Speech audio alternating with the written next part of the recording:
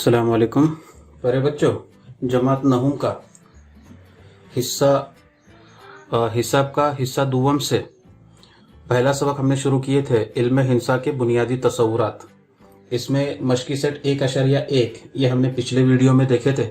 आज हम देखेंगे उसके आगे का हिस्सा, जिसमें कुछ तारीफें दी गई है आपकी किताब में सफ़ा नंबर 5 और 6 के ऊपर, सफ़ा नंबर 6 और 7 के ऊपर कुछ तारीफें दी गई है। ठीक है, उनमें से यहाँ पर मैं तारीफें आपको समझाने वाला हूँ। बाकी वो तारीफें जो है आपको क्या करना है, समझना है। याद रखने की, रट्टा मारने की ज़रूरत नहीं है, सिर्फ याद रखना है कि किसे क्या कहते हैं। ठीक है, उसमें से पहली जो तारीफ यहाँ पर दी गई है वो है कताखत। कौन सी तारीफ है? कताखत। अब कताखत की तारीफ इस तरह से दी गई है कि नुक्ता ए और बी और उनके दरमियान, उन दोनों नुकात के दरमियान के तमाम नुकात का इज्तिमाई सेट ये कता ए बी होता है। क्या क्या लेना है हमें? तो दो नुकात लेना है, यहाँ पर नुक्ता ए और नुक्ता बी। ठीक है, और उनके दरमियान के तमाम नुकात, इनका इज्तिमाई सेट, इनका क्या करना है, हमें इज्तिमा लेना है। तो जो इज्तिमाई सेट होगा उसे हम क्या कहेंगे? कता ए बी कहेंगे, कता ए बी कहेंगे।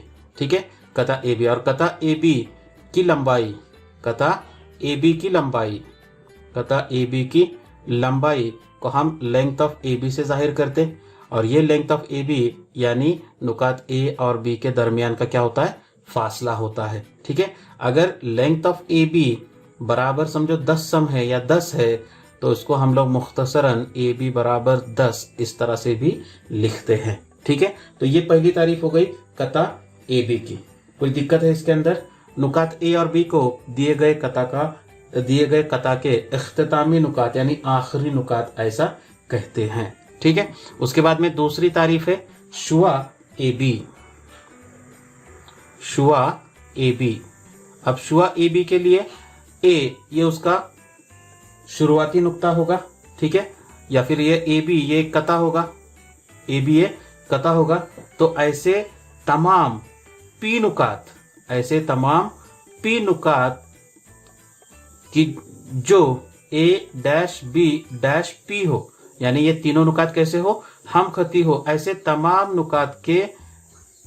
नुकात के इज्तिमाई सेट को, तमाम नुकात के इज्तिमाई सेट को हम क्या कहेंगे? शुआ ए बी कहेंगे। ए बी ये कता ए बी तो दिया हुआ है ना, लेकिन ए बी के आगे ऐसे तमाम नुकात पी, कौन से नुकात? जो ए बी के साथ में कैसे होंगे? हम खती होंगे। उन तमाम नुकात के सेट को हम क्या कहेंगे? शुआ ए बी कहेंगे, जिसमें नुक्ता ए को शुआ ए बी का क्या कहेंगे? मुबदा कहेंगे। क्या कहेंगे उसे? मुबदा कहेंगे। ठीक है, तो ये हो गई शुआ। उसके बाद में तीसरी जो तारीफ है वो है खत ए बी। खत ए बी। अब खत ए बी किसे कहेंगे? तो हमने यहाँ पर देखे शुआ ए बी, यहाँ पर है ये शुआ ए बी। अब इसकी मुखालिफ शुआ, खत ए बी की मुखालिफ शुआ। अब मुखालिफ शुआ की तारीफ इस तरह से है कि जिन दो शुआओं का मुबदा मुश्तरिक हो, मुबदा कैसे हो? मुश्तरिक हो, और दोनों की सिमतें मुखालिफ हो। दोनों की सिमतें कैसी हो? मुखालिफ हो। जैसे यहाँ पर ये कता शुआ ए बी, ये मैंने शुआ लिया जो कि दाहिनी जानिब में जा रही, और दूसरी शुआ लिया मैंने ए सी, ए सी ये दूसरी शुआ लिया जिसका मुबदा सेम है, ए से ही दोनों शुआएं शुरू हो रही है, एक दाहिनी जानिब जा रही है और एक बाई जानिब जा रही है। तो इन दोनों शुआ के इज्तिमाई सेट को, इन दोनों शुआओं के इज्तिमाई सेट को हम क्या कहेंगे? खत ए बी कहेंगे। ठीक है, कौन सी? एक शुआ और उसकी मुखालिफ शुआ। और मुखालिफ शुआ की तारीफ क्या है? कि उनका मुबदा मुश्तरिक हो, ये पहली शर्त, और दोनों की सिमतें मुखालिफ हो, उसे हम कहेंगे मुखालिफ शुआ। और शुआ और उसकी मुखालिफ शुआ, इन दोनों के इज्तिमा को क्या कहेंगे? खत ए बी कहेंगे। उसके बाद में अगली जो तारीफ है वो है मुतमासिल कतात।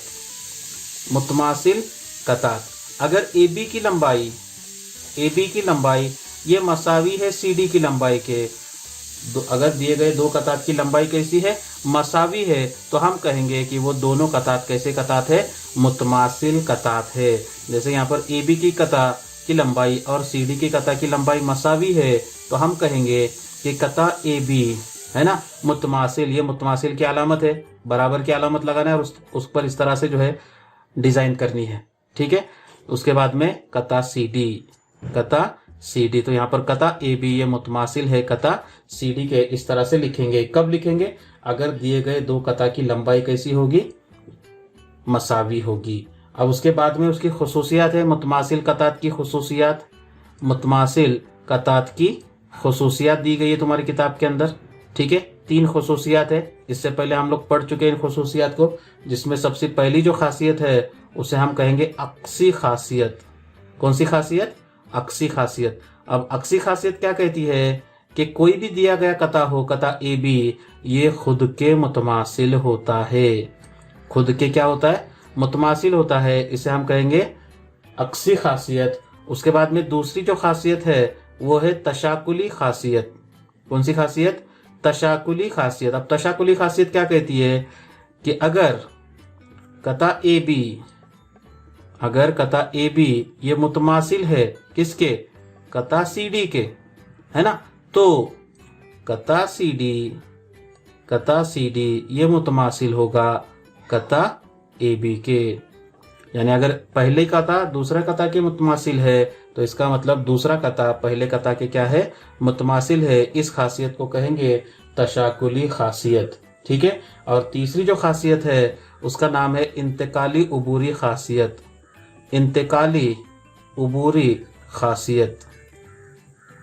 ठीक है, इंतकाली उबूरी खासियत। अब इंतकाली उबूरी खासियत क्या कहती है कि अगर कता ए बी, अगर कता ए बी ये मुतमासिल है कता सी डी के, ठीक है, उसके बाद में कता सी डी ये मुतमासिल है कता ई एफ के। ठीक है, कता ए बी मुतमासिल कता सी डी के, कता सी डी मुतमासिल कता ई एफ के, तब कता ए बी ये मुतमासिल होगा कता ई एफ के। बात समझ में आ रही? यानी अगर पहला कता दूसरे के मुतमासिल है, दूसरा कता तीसरे के मुतमासिल है, तो पहला कता तीसरे कता के क्या होता है? मुतमासिल होता है। इस खुसूसियत को कहेंगे इंतकाली उबूरी खुसूसियत या उबूरी खासियत। ठीक है, तो इस तरह से ये तारीफें है। उसके बाद में अगली जो तारीफ यहाँ पर दी गई है वो है कता का वस्ती नुक्ता। कता का वस्ती नुक्ता, तारीफ नंबर 5, कता का वस्ती नुक्ता। कता का वस्ती नुक्ता। ठीक है, अब कता का वस्ती नुक्ता किसे कहेंगे? कता दिया हुआ है तुमको कता ए बी, तो ऐसा नुक्ता जो दिए गए कता के बराबर 2 हिस्से करे, बराबर 2 मुतमासिल कतात में उसको तकसीम करे, ऐसा नुक्ता दिए गए कता का क्या कहलाता है?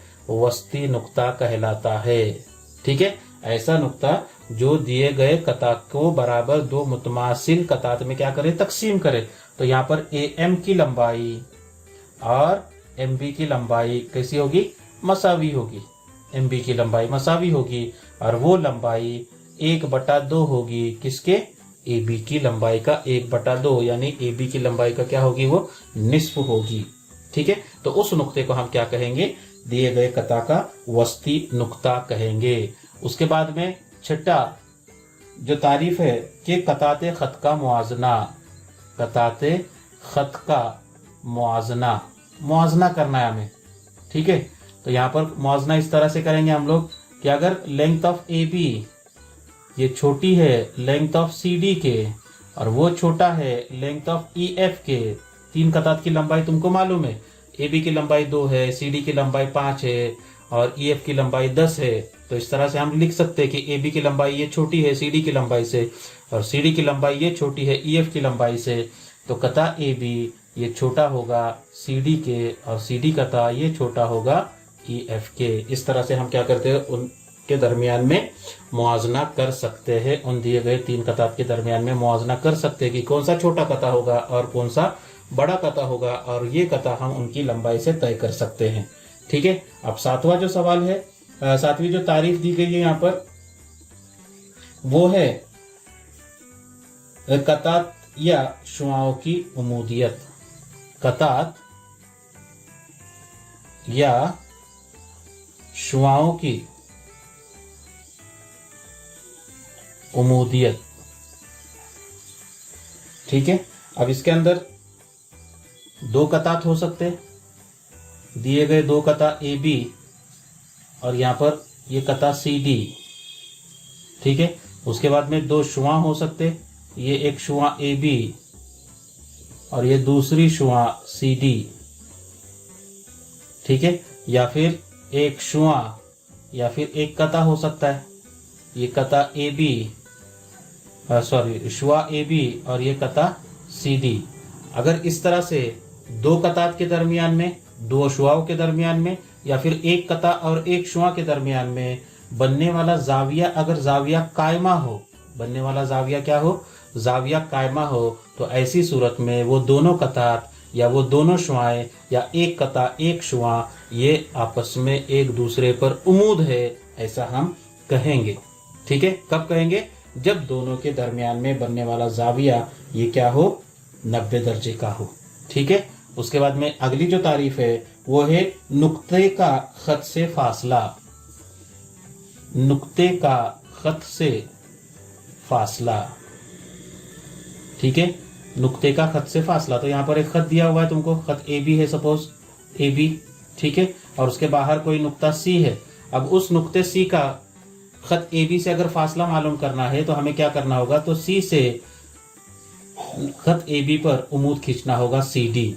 ये सी डी ये क्या होगा, उमूद होगा, इसको हम इस तरह से जाहिर करेंगे, ठीक है, खत ए बी पर।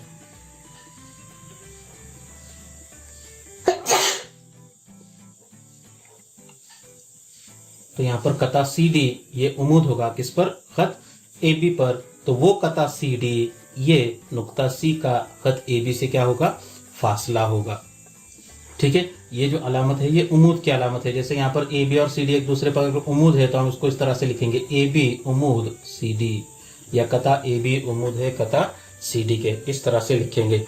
तो ये तारीफें सबके समझ में आ गई आपके।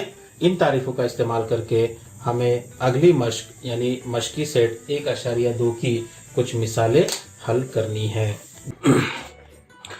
मश्की सेट 1.2 का पहला सवाल है कि ज़ेल की जदूल में अददी खत पर वाक़े नुकात के मुहद्दिद दिए हुए हैं, इस बिना पर ज़ेल के कताते खत मुतमासिल है या नहीं तय कीजिए, ठीक है। नुक्ता दिया हुआ है और उसके मुहद्दिद दिए हुए A B C D E, ऐसे 5 नुकात दिए हुए और उनके मुहद्दिद दिए हुए नफ़ी 3 5 2 नफ़ी 7 और 9। उसमें पहली जोड़ी है कता ए बी और कता डी ई। तो पहली जोड़ी के लिए हम लोग क्या करेंगे, सबसे पहले अब मुतमासिल है कि नहीं वो तय करना है। और मुतमासिल कब होते, अगर दिए गए दो कतात की लंबाई मसावी होगी, बराबर है। तो हमें कता ए बी की लंबाई मालूम करनी होगी। अब कता ए बी की लंबाई मालूम करो या फिर नुकात ए और बी के दरमियान का फासला, क्योंकि मुहद्दिद है ना। और मश्की सेट 1.1 में हमने देखे कि अगर नुकात के मुहद्दिद होंगे तो उन दो नुकात के दरमियान का फासला किस तरह से मालूम करना है, हो चुका है अपना, बराबर है। तो यहाँ पर सबसे पहले हम लोग लेंथ ऑफ ए बी मालूम करेंगे, यानी ए बी की लंबाई मालूम करेंगे। और वो कैसे मालूम करेंगे, तो डिस्टेंस ए बी से, डिस्टेंस ए बी से। अब ए का मुहद्दिद है नफ़ी 3 और बी का मुहद्दिद है बी का मुहद्दिद है 5। ए का मुहद्दिद है नफ़ी 3 और बी का मुहद्दिद है 5। तो 5 में से नफ़ी 3 को क्या करना होगा, हमें नफ़ी करना होगा। बड़े मुहद्दिद में से छोटे मुहद्दिद को नफ़ी करेंगे। जवाब आएगा 5 नफ़ी नफ़ी जमा 3 बराबर कितना होगा, 8, ठीक है। ये पहला फासला मालूम किया हमने। उसके बाद में लेंथ ऑफ डी ई मालूम करेंगे। लेंथ ऑफ डी ई बराबर डिस्टेंस डी कॉमा ई, ठीक है। अब डी के मुहद्दिद है नफ़ी 7 और ई का मुहद्दिद है 9। अब इसमें बड़ा मुहद्दिद होगा 9, 9 में से नफ़ी 7 को नफ़ी करो तो तुमको जवाब मिलेगा 9 नफ़ी नफ़ी 7, यानी कितना, तो 9 नफ़ी नफ़ी जमा 7 और 9 जमा 7 कितना हो जाएगा, टोटल 16 हो जाएगा। तो अब यहाँ पर दोनों की लंबाई मसावी आ गई क्या, नहीं मसावी आई। तो लिखेंगे यहाँ पर कि लेंथ ऑफ ए बी ये बराबर नहीं है किसके, लेंथ ऑफ डी ई के, और इसलिए कता ए बी और कता डी ई मुतमासिल कतात नहीं है, मुतमासिल कतात नहीं है।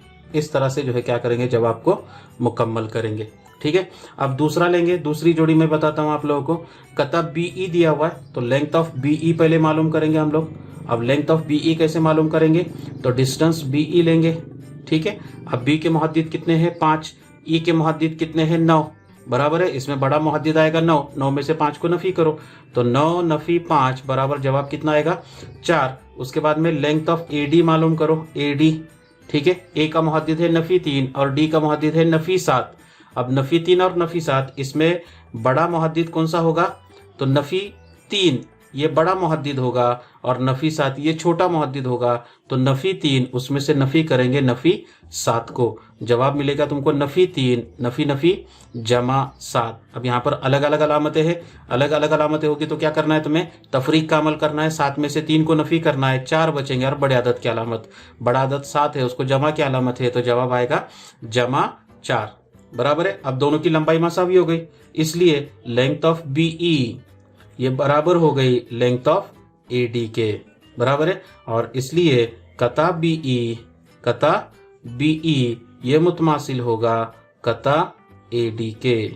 ठीक है। तो इस तरह से जो है सवाल नंबर 1 का जो तीसरी जोड़ी तुमको दी गई है कि कता बीसी और कता एडी तय कीजिए कि वो मुतमासिल है कि नहीं, ये आप लोगों को हल करना है।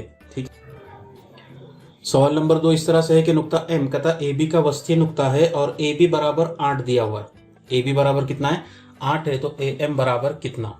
ए एम बराबर कितना? अब यहाँ पर एम ये अगर वस्तीय नुक्ता है, इसका हल इस तरह से लेंगे हम लोग कि चूंकि एम कता ए बी का वस्तीय नुक्ता है, कता ए बी का वस्तीय नुक्ता है, वस्तीय नुक्ता है। वस्तीय नुक्ते की तारीफ हमने देखे है ना, तो उस पर से ए एम की लंबाई ये ए बी की लंबाई का क्या हो जाएगी?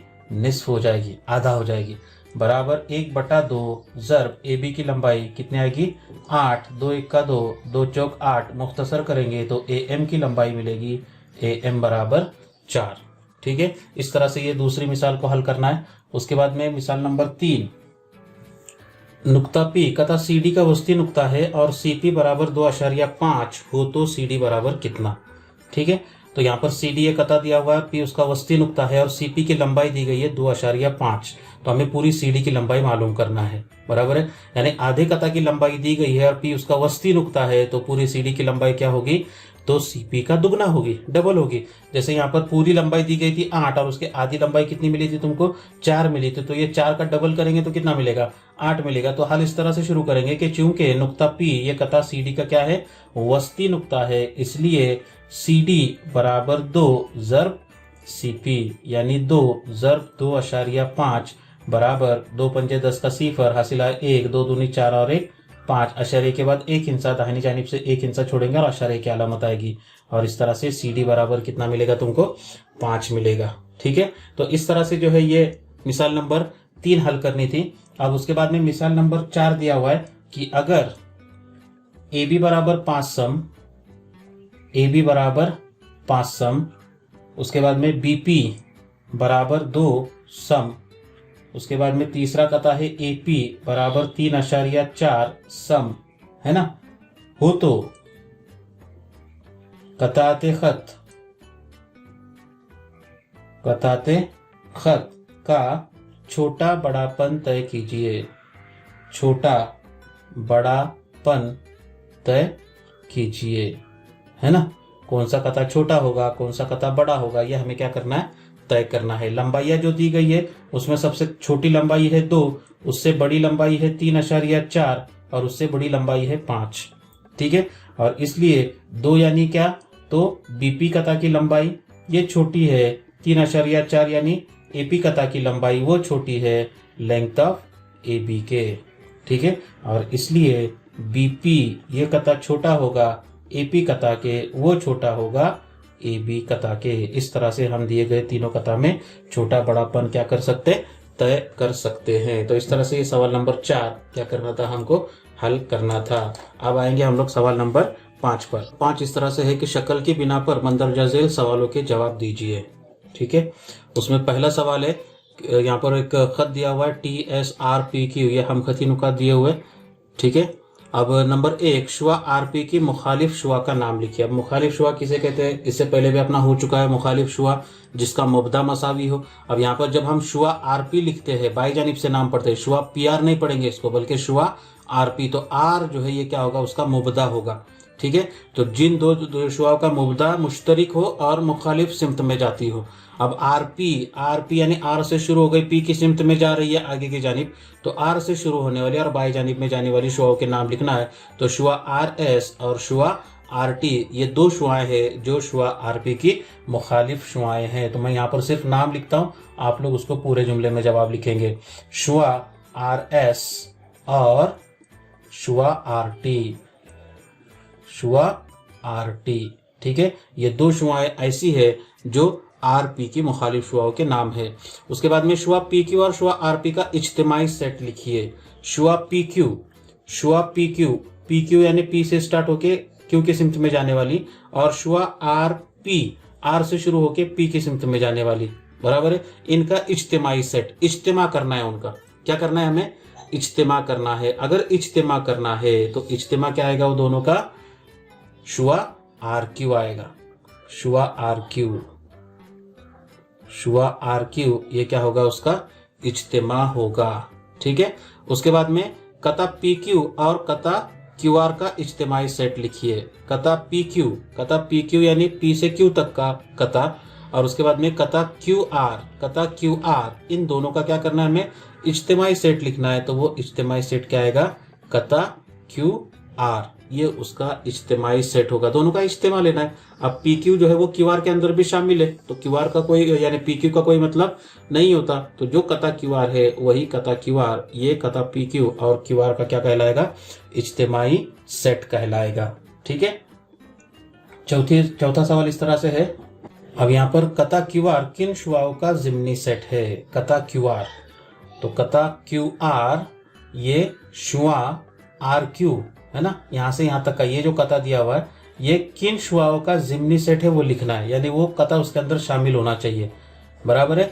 तो कता आर पी ले सकते हैं, कता आर क्यू ले सकते हैं, बराबर है। उसके बाद में कता क्यू पी है, क्यू आर है, क्यू एस है, क्यू टी है, कता या फिर शुआ एस आर है, एस पी है, एस क्यू है, टी एस है, टी आर है, टी पी है, टी क्यू है, इतने तमाम शुआएं हैं, बराबर है। उसमें से कोई भी एक दो लिखते हैं हम लोग यहाँ पर। तो पहली शुआ लिखता हूं मैं, शुआ क्यू आर, उसका वो जिम्नी सेट है कता क्यू आर, ठीक है। उसके बाद में शुआ आर पी, उसका भी क्या होगा, वो जिम्नी सेट होगा। तीसरी और एक लिखता हूं, शुआ टी आर, उसका भी वो कता क्या होगा, जिम्नी सेट होगा। ऐसे बहुत सारे हैं, उसमें से एक दो तीन लिखकर छोड़ देंगे हम लोग। उसके बाद में मुब्दा आर की दो मुखालिफ शुआओं की जोड़ियां लिखिए। मुब्दा आर वाली, उसमें पहली जोड़ी लिखूंगा मैं इस तरह से, आर से शुरू होने वाली शुआ आर पी, शुआ आर पी, और दूसरी शुआ लूंगा मैं आर एस, ठीक है। जबकि दूसरी जोड़ी इस तरह से कि शुआ आर क्यू और शुआ आर टी। तो ये दो शुआओं की ऐसी जोड़ियां हैं जो मुखालिफ शुआएं कहलाएगी, जिनका मुब्दा आर होगा और दोनों की सिमतें कैसी होगी, मुखालिफ होगी। इसी सवाल नंबर 5 के अंदर और एक दो सवालात रह चुके हैं। जैसे मैंने शुआ आर के लिए लिखा, वैसे ही मुब्दा एस की कोई दो मुखालिफ शुआओं के नाम लिखे। जिस तरह से हमने सवाल नंबर 5 के जवाब लिखे, उसी तरह से सवाल नंबर 6 का जवाब आपको लिखना है। और उसके बाद में शुआ पी एस और शुआ एस टी का इनकता लिखना है, ठीक है। जैसे हमने यहाँ पर लिखा था, यहाँ पर इज्तिमाई सेट दिया, सॉरी गलत हो गया मेरा यहाँ पर, कि शुआ पी क्यू और शुआ आर पी का इज्तिमाई सेट मैंने लिया। शुआ पी क्यू और शुआ आर पी, शुआ पी क्यू और शुआ आर पी का इज्तिमाई सेट, इज्तिमा लेना है हमें। तो उसका इज्तिमा नहीं बल्कि उसका इनकता लेना था हमें, और उसका इनकता क्या होगा, इनकताई सेट। शुआ पी क्यू और शुआ आर पी, उसका इनकताई सेट होगा पी क्यू, कता पी क्यू, कता पी क्यू। ये क्या होगा, ये दूसरा सवाल है। अब ये जो जवाब सवाल है यहाँ पर थोड़ा सा करेक्शन है, वहाँ किताब के अंदर तुम्हारे इनकता दिया हुआ है, और इनकताई सेट में दो सेट का इनकता, इसमें हम क्या करते हैं, सिर्फ मुश्तरिक नुकात को ध्यान में रखते हैं, मुश्तरिक नुकात ही लेते हैं हम लोग, समझ में है ना। यहाँ पर मैंने इज्तिमा लिया, तो इज्तिमा के हिसाब से मेरा ये जवाब कैसा है, बिल्कुल सही है। अगर इनकता लेना है तुम्हें तो दोनों के दरमियान, यानी शुआ पी क्यू और शुआ आर क्यू या आर पी, इन दोनों शुआओं के दरमियान जो मुश्तरिक आएगा, कौन सा कदम मुश्तरिक होगा, तो यहां से इतना हिस्सा या शुआ पी क्यू ये मुश्तरिक होगी दोनों में। शुआ पी क्यू क्या होगी, मुश्तरिक होगी, तो उसका जवाब आएगा शुआ पी क्यू। समझ में आ रहा है? तो इस तरह से उसका वो जवाब लिखना था आपको, वो आप लोग लिखेंगे। तो ये सवाल नंबर 5 जो है यहाँ पर मुकम्मल होता है। अब उसके बाद में नीचे जो दिया हुआ है वो है सवाल नंबर 6, आददी खत है। सबसे पहला जो सवाल उसके अंदर दिया हुआ है कि नुक्ता बी से हम फासला वाक़े नुकात कौन कौन से है। तो नुक्ता बी से हम फासला नुकात अगर देखेंगे तो नुक्ता बी से नुक्ता सी और नुक्ता ए ये हम फासला है। एक दाहिनी जानिब में नुक्ता है, एक बाई जानिब में, दोनों का फासला अगर देखेंगे तो 2-2 इकाई पर है, बराबर है। उसके बाद में नुक्ता डी और नुक्ता पी ये दोनों नुकात कैसे है, 4-4 इकाई फासले पर वाक़े है। तो ये 2 जोड़ियां तुमको लिखनी है। उसी तरह से नुक्ता क्यू के जवाब लिखेंगे आप लोग। और उसके बाद में जो तीसरा सवाल दिया हुआ है उसके अंदर सिर्फ फासले मालूम करना है, और फासला कैसे मालूम करना है ये हमने सवाल नंबर 1 में भी देखे, और उसके बाद में मशकी सेट 1.1 में हमने देखे हैं कि अगर 2 नुकात के हमें मुहद्दिद दिए गए होंगे तो उनका फासला किस तरह से मालूम करना है। ठीक है, तो वो सवाल नंबर 6 जो है ये आप लोग पूरा क्या करेंगे, अपनी कॉपी में हल करेंगे। तो इस तरह से जो है ये मशकी सेट 1.2 की तकरीबन तमाम मिसालें मैंने आप लोगों के सामने यहाँ पर पेश किया हूँ। ठीक है, उम्मीद है आप लोगों को सब बातें समझ में आ गई होगी। अब इसका अगला जो हिस्सा है वो हम देखेंगे इसके अगले वीडियो में। शुक्रिया।